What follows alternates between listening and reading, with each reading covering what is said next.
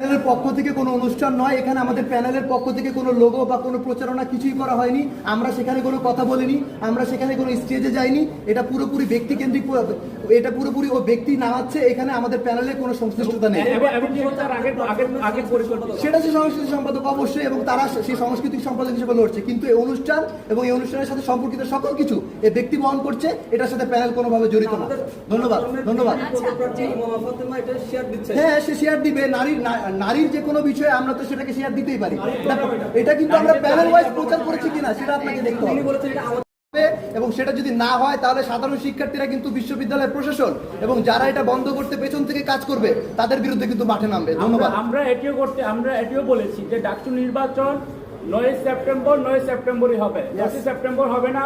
এবং ডাকসু নির্বাচন আমরা এর আগেও দেখেছি যে 7 বার তফসিল ঘোষণার পরে নির্বাচন তারিখ পেছানোর নামে করে নির্বাচন নির্বাচনই শেষ করে দিয়েছে। তো আমরা চাবো যে 9 তারিখের নির্বাচন 9 তারিখেই হবে। সেক্ষেত্রে আমরা মিডিয়ার বন্ধুদের সহযোগিতা কামনা করছি, তাদের সজাগ দৃষ্টি আকর্ষণ করছি এবং সর্বাত্মক সহযোগিতা কামনা করছি।